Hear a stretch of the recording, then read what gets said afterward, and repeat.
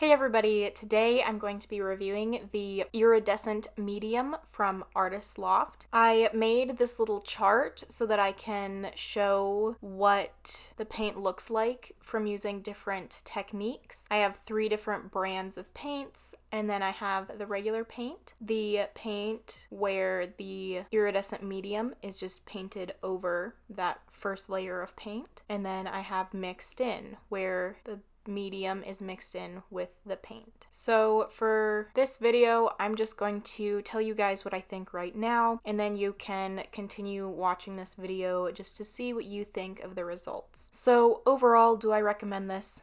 Not really.